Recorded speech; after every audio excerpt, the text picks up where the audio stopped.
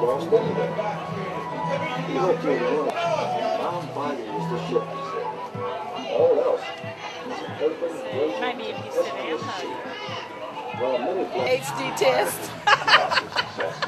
Yes, you passed the HD test. Oh, amen. No plugging of the cords. Whenever you're ready, I'm recording. Okay.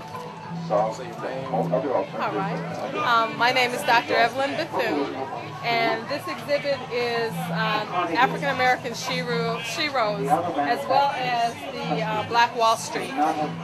We put this together to really talk about the influence of black women in the political arena, as well as the healing of our communities and the education system. And that's what this is all about.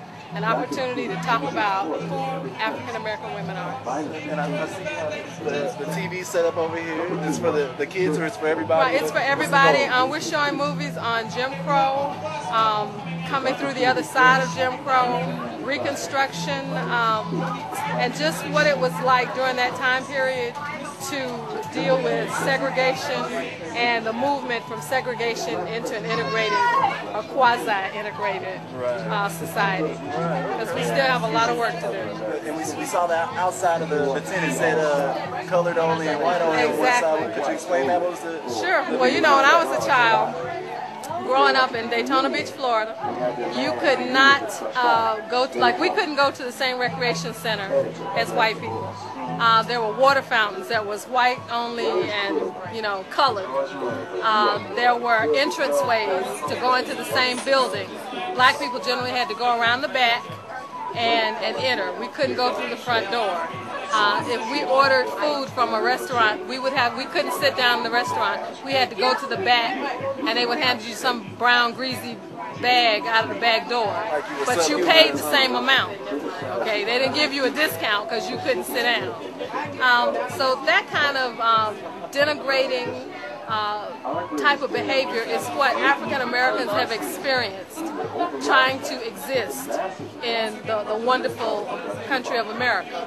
You know, and I believe that America is a good country, but I believe that we got issues, and a lot of those issues are layered in racism.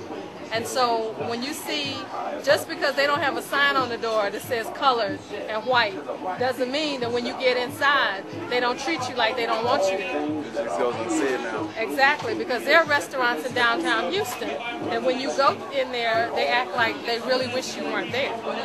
Or you get served differently or slower or sit in some, you know, right where the bus boys congregate. This is 2008, right. It's still going on. And so, you know, those are the kinds of things that we have to be willing to look at and talk about. And when our future president talks about the healing and having a dialogue about racism, we have to be willing to have that conversation. And white people have to be willing to hear our voices and take responsibility for their part.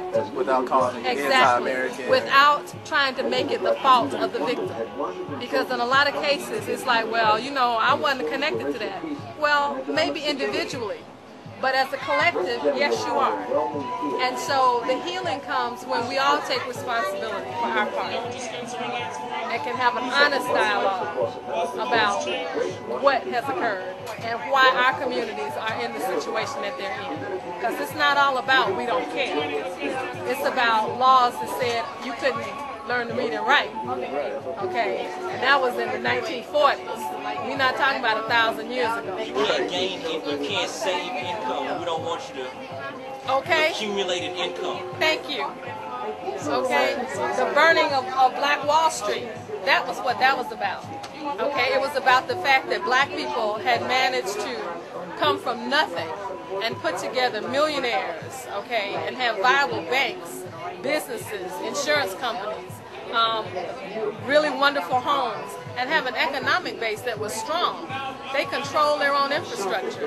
And white people didn't like that because some of them were struggling. So on a trumped up charge, of course, you know, it always got some white woman up in there somewhere, okay, they blocked this black man up.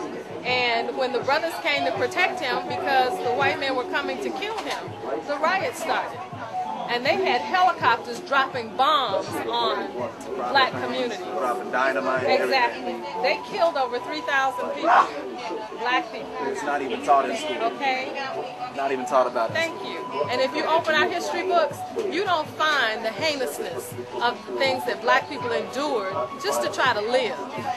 You know, when we were released from indentured servitude, as they want to call it, where, you know, we had an extended contract into infamy, you know, when it took a civil war to make that change. We left with nothing. Wasn't nobody giving us 40 acres and a mule as promised. Okay? We got nothing. Yet we were able to build societies to get people elected to Congress. Okay? Coming from total illiteracy. From nothing to something. Exactly. We took a whole lot of nothing and made a whole lot of something with it. And so today, you know, I tell our children, don't tell me what you can't do. Exactly. Because what you have to endure is so much less than people that went before you had to endure. Yes. So with that, I wanted to tell you thank you for keeping up and keep up the good work, influencing others, spreading awareness. And we had Dr. Bethune here at the iFest. Enjoy. It's a wonderful festival.